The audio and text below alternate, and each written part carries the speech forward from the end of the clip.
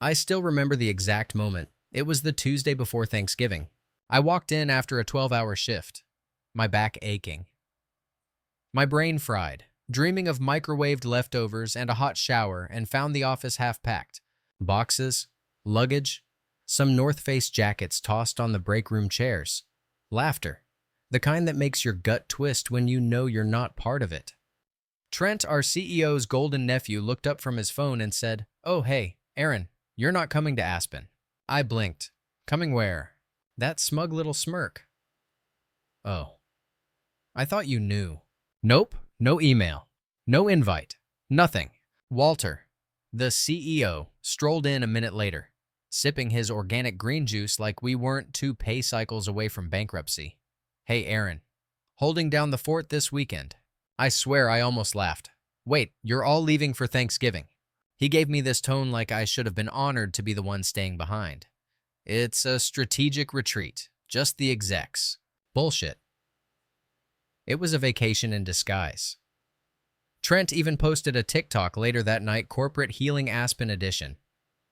Baby champagne. Ski gear. A caption that read, "Burnout, just breathe on a mountain." Meanwhile, I spent Thanksgiving in a motel off I-55 because our building's heating blew out again. Ate turkey jerky and drank instant coffee. Alone. And not one damn person called. A year ago.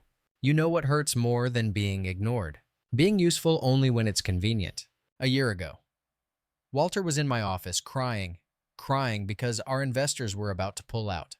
I stayed up 4 nights building decks, smoothing numbers, rewording his half-baked promises so they wouldn't sound like desperate lies.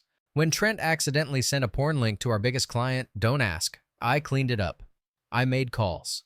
I got that deal back. And yeah, I'd been through some shit. Divorce. Debt. One medical emergency away from collapsing. But I kept showing up. I stayed loyal. Because I thought maybe, loyalty still meant something. Turns out I was just convenient. The nephew. Let's talk about Trent. Trent is the human version of a LinkedIn humblebrag. No real qualifications. Just vibes. He showed up a year ago with a director title, a standing desk, and zero understanding of what we actually do. He calls me Auntie Aaron sometimes, as a joke. Says I remind him of his childhood nanny. I am 30. He is 20s and thinks Excel is a dating app. He once asked if I could pretty up a report for him. When I asked what that meant, he said, you know, make it look smart, but not too smart. I should have known back then. This morning, he slid into my DMs on Slack. "Hey, any chance you could front your Q1 bonus? Walter wants to keep the office open but needs temp liquidity." I had to read it 3 times. They wanted me, the woman they left behind, to give them money. For the company that they bankrupted with spa retreats, catered lunches, and branded snowboards. Screw that. Flashback 3 months ago. We had a team meeting. Walter stood up and said, "We're like a family here. And family means sacrifice." I remember feeling my stomach knot. He looked directly at me. "Aaron, you've always been the heart of this company." That day, I said nothing, but in my head, family doesn't ghost you on holidays. Walter, last Friday, they held a mandatory town hall on Zoom. The invite came in at 4:57 p.m. No agenda, just a vague subject line, future planning chat. Attendance required. I already knew it wasn't good news. I logged in Saturday morning from my apartment, the one with the squeaky heating, and the neighbor who thinks dubstep is still alive. I sat there in my hoodie with my coffee and dead eyes while Walter smiled like a used car salesman trying to sell a van missing 2 tires. "We've had an incredibly transformative year," he said. Transformative, my ass. Then he dropped it. We were $680,000 in debt. Several vendors hadn't been paid. Trent's creative budget alone had ballooned to nearly $200K with 0 ROI. The phrase cost restructuring floated around like it wasn't code for "we're about to cut people." But here's the kicker. Walter said he had a solution: internal fundraising. "We're looking to our team, the people who believe in this vision, to help bridge this gap." Someone unmuted. "Wait, are you saying you want us to give the company money?" Walter smiled again. "We prefer the term voluntary investment. I almost spit my coffee. He launched a slideshow. And I swear to God, Slide 2 said be a founder again. Rediscover the spark. Rediscover the spark, bro. I can barely rediscover my will to live every Monday. Then he said something I'll never forget. We understand not everyone is in a position to contribute, but we know some of you are, and I knew. He was talking to me. See, 2 months ago, I paid off my credit card. First time in years. And I posted about it just one happy Instagram story with a little emoji. That's all it took. They assumed I was flush with cash. I felt my face go hot. You ever realize in real time that people only see you as a resource, not a person? Just a walking wallet with decent skin and no kids. It hit me so hard I couldn't focus the rest of the call. After the meeting, Trent messaged again.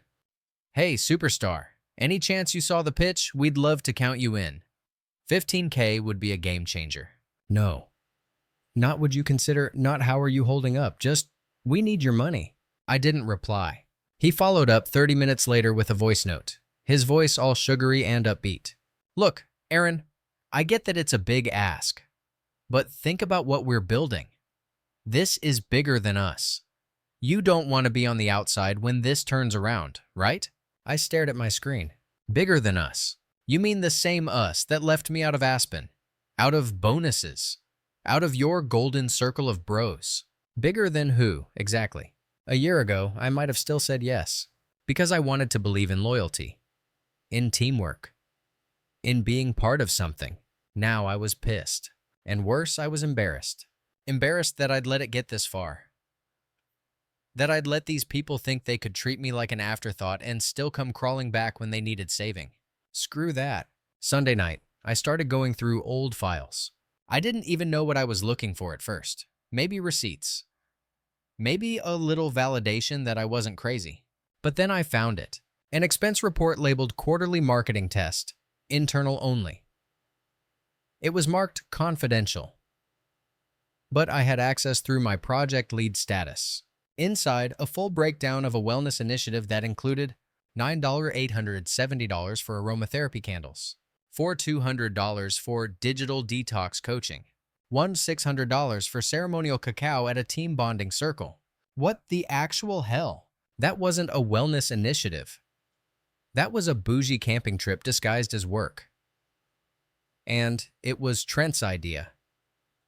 Signed off by Walter. There were pictures. PDFs, Slack messages about budget laundering. They even joked about it. Literally joked. One thread said, Trent, just tag it under employee morale. LOL, Aaron will clean it up later anyway. Aaron will clean it up later. I felt something crack inside me. This wasn't just incompetence, it was contempt. They didn't respect me. They used me. By midnight, I had a folder. I didn't even mean to organize it. But something in me clicked into survival mode. Screenshots. PDFs. Slips of paper I'd taken home by accident. Voice recordings of meetings.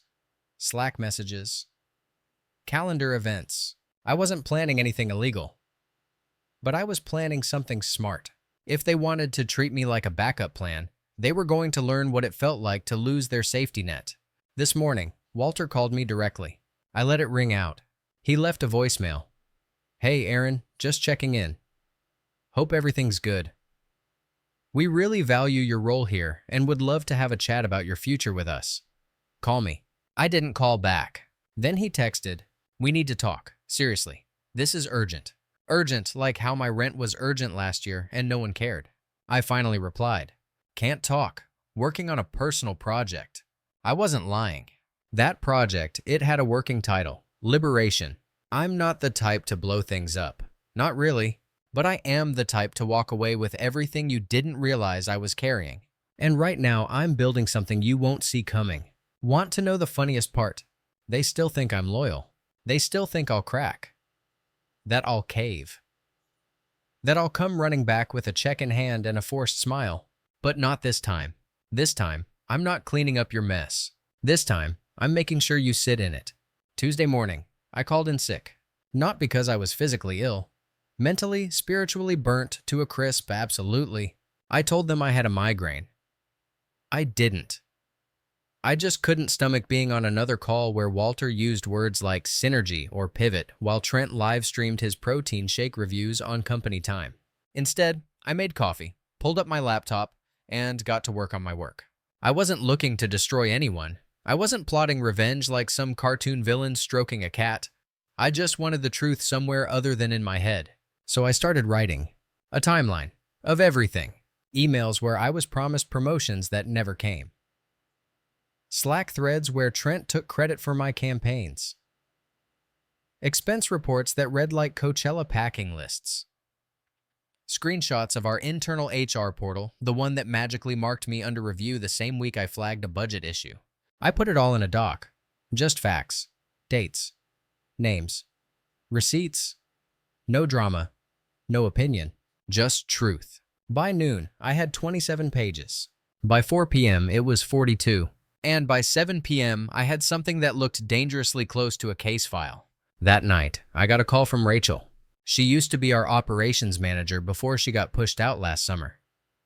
Official story was budget constraints. Unofficial story, she said no to one too many special requests from Trent. She sounded tired. Hey, I heard from someone you're working on something. I paused. Define something. She laughed dry, sharp. Walter's in panic mode. Apparently someone's been digging through old budgets. So. Careful. They'll come after you if they think you're a threat. They already did, I said. They just thought I wouldn't notice. She was quiet for a beat. Then she said something that stuck with me. They don't expect women like us to walk away. They expect us to stay and keep the lights on. Wednesday, Trent emailed me directly with the subject line, exciting proposal. I didn't open it. The body preview said enough. Aaron, let's talk numbers. There's room for you at the top if you're willing to play ball. I archived it without reading the rest. They didn't want me at the top. They wanted me close enough to fix things, far enough to never threaten them. Later that day, I got a meeting request from HR. Title check-in. Growth pathway review. I laughed out loud. It was bait. Classic distraction tactic. But fine, let's dance. The meeting was Friday. I showed up in a black turtleneck. Minimal makeup, hair pulled back clean, crisp, unreadable. I wanted to look like someone you couldn't gaslight. HR rep smiled too much. Walter sat beside her, fake casual with his arms crossed and his "this isn't personal" energy radiating like cologne. Aaron, we're concerned, the rep said. There's been some chatter, some unusual access logs. Chatter, I asked. You mean the documents I'm authorized to open? She blinked. Technically, yes, but the volume has increased. So, working hard is suspicious now. Walter jumped in. Come on, Aaron, don't be combative. We're trying to support you. Support. The word made me nauseous. He continued, look, let's get to the point. We know you're upset. About Aspen. About the bonus restructuring. But this is your chance to be part of the rebuild. He pulled out a manila folder. Inside, a founding partner agreement. I skimmed it. It was trash. They wanted me to sign on as a personal investor $20,000 up front in exchange for phantom equity and the chance to shape the future. I set the folder down. No. Walter blinked. Sorry. No. I repeated, not interested. He leaned forward. This is a rare opportunity. You're letting your emotions get in the way of a strategic play. I smiled. No, Walter. I'm finally not. Then I stood up, thanked them for their time, and walked out. I didn't go home. I drove straight to a coffee shop downtown, the kind with overpriced lattes and too many laptops. I ordered a black coffee, opened my laptop, and did two things. Created a Dropbox folder called Truth. Sent an anonymous tip to a journalist I knew from college. He covered corporate ethics and had once written a whole piece on startup culture and fraud. I didn't send everything, just enough to raise eyebrows. Expense reports. Slack jokes. The bonus redistribution plan that conveniently cut everyone but execs. Within 48 hours, I got a ping. Any chance we could talk off record? This looks big. I agreed, but I used a burner email. I wasn't stupid. I didn't want revenge. I wanted leverage. By Saturday, things got weird. Trent posted an Instagram story with just a black screen and the caption, "Some people don't get loyalty, but karma's coming." Dude thought he was the main character. That same night, Walter emailed the whole company. "We're streamlining leadership to better reflect our mission." Translation: people were getting axed. Rachel texted me again. "I think you started something." Maybe I did. But what they didn't know, I wasn't done yet. I didn't quit. Not yet. Because leaving now would let them spin the story. Aaron couldn't handle the pressure. Aaron wasn't a team player. Aaron abandoned us. No, they were going to have to face me, look me in the eye, and see exactly what they lost. So I stayed. For now. But every day, I took another piece with me. My files, my strategies, my contacts. I even emailed myself old pitches under a personal folder named Legacy. Because soon, I'd be somewhere else. Somewhere better. And they wouldn't just miss me, they'd realize they were never the ones with the power. Monday morning. I walked into the office like nothing was wrong. Like I hadn't sent damning documents to a journalist. Like I hadn't built a digital graveyard full of receipts. Like I wasn't quietly documenting every single shady move this company had made for the last 18 months. It was weirdly quiet. Not a regular Monday quiet, but tense. Sideways glance quiet. That did someone die or just get sued kind of quiet. Trent wasn't at his desk. HR's door was closed.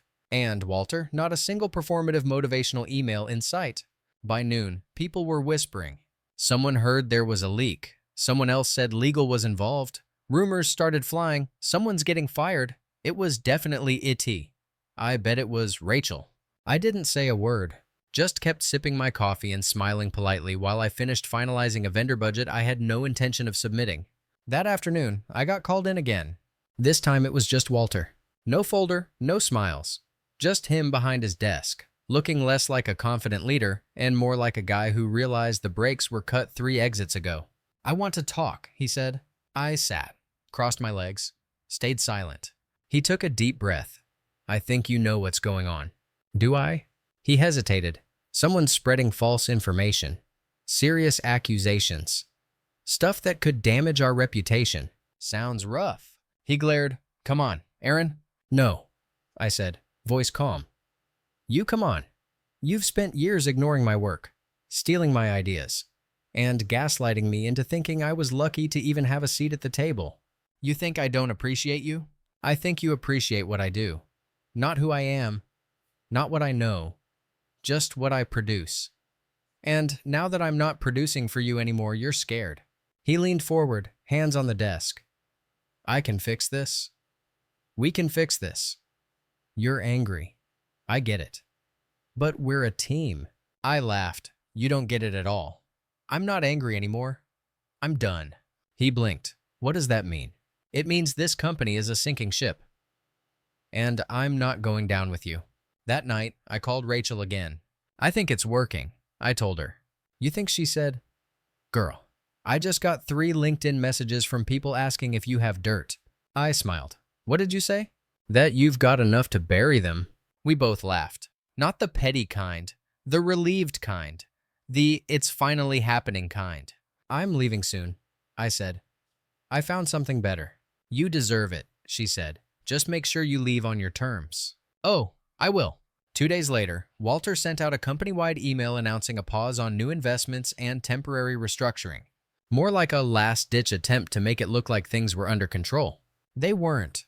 I'd heard from the journalist again. The piece was coming out next week. Anonymous sources. Verified documentation. A full breakdown of financial mismanagement, leadership failures, and toxic internal practices. They weren't naming me, but people would know, and I was okay with that. Because sometimes justice doesn't look like a courtroom. Sometimes it looks like a quiet spreadsheet full of truth. Friday afternoon, I walked past Trent's desk. Empty. Just a sad little succulent and a coffee mug that said "Teamwork makes the dream work." Irony really is undefeated. HR sent an email that night. "Trent's no longer with the company. We wish him the best in his future endeavors." Translation: dude got booted and probably still thinks it was unjustified. I didn't celebrate. I didn't even feel relief. I just felt free. That weekend, I submitted my resignation. 2 weeks notice, Clean, professional, no drama, no explanations, just a quiet goodbye. Walter emailed back within minutes. Let's talk before you go. I'm sure we can make this right. I didn't respond. Instead, I spent that Sunday packing up my things, digitally and physically. I wiped my laptop, deleted old Slack messages, cleared my folders. I wasn't leaving behind anything they could use or spin. And I took everything I'd built with me. Not files, not code, but the knowledge, the connections, the clarity. That was mine. They didn't get to keep that. Monday morning, I showed up early, one last time. No dramatic walkout, no speech, just coffee, a clean desk, and a smile.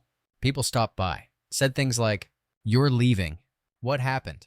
Did you get a better offer?" I just nodded. Sometimes power looks like saying less. Walter came by around 10. Tried to do that awkward side hug thing. I sidestepped it. "Aaron," he said, "this doesn't have to be goodbye." I met his eyes. It already is. He opened his mouth to respond, but I was already turning away. At 11:45, I shut down my computer for the last time.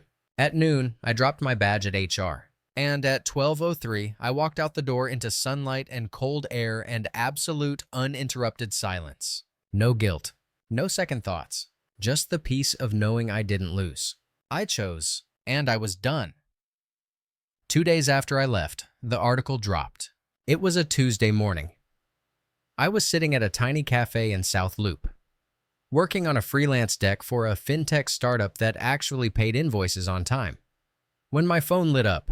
Push notification from the Chronicle startup Darling faces internal revolt. Allegations of misuse of funds. I clicked. There it was. The headline didn't name Walter or the company directly, but anyone in the space knew exactly who it was about. There were just enough details, executive names redacted but recognizable, vague references to the coastal wellness retreats, anonymous quotes that only made sense if you'd ever worked in that mess. I sipped my latte and scrolled. Quote after quote from former team leads and ex-ops staff. Words like manipulation, burnout, gaslighting, untraceable budgets. Then a screenshot, a literal Slack message from Trent. Just mark it as employee morale, LOL.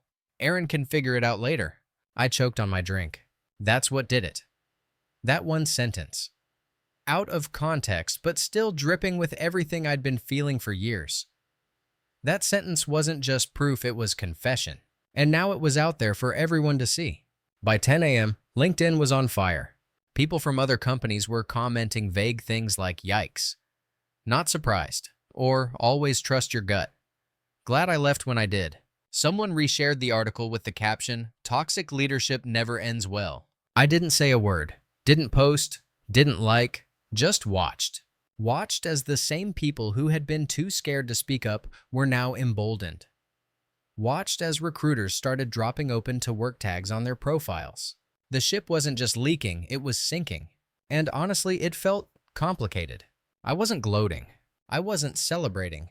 I just felt this deep, weird ache. Like watching your childhood home catch fire not because you still lived there, but because once, it was everything. That night, Walter texted me. I'd blocked his number, but he must have borrowed someone's phone. "I don't know what you think you've done, but this isn't over." I stared at the message. Didn't reply. I wasn't scared, just tired. Because I did know what I'd done. I'd told the truth, and the truth doesn't need a defense team. Wednesday, Trent went full meltdown on Instagram. Posted a long black and white selfie captioned, "Everyone loves a villain until they realize the villain was the only one telling the truth." Stay tuned. He had comments turned off. Classic. By noon, he'd locked down all his socials. I couldn't help it, I laughed. Out loud. In public. Dude had been coasting on vibes and daddy's connections for years.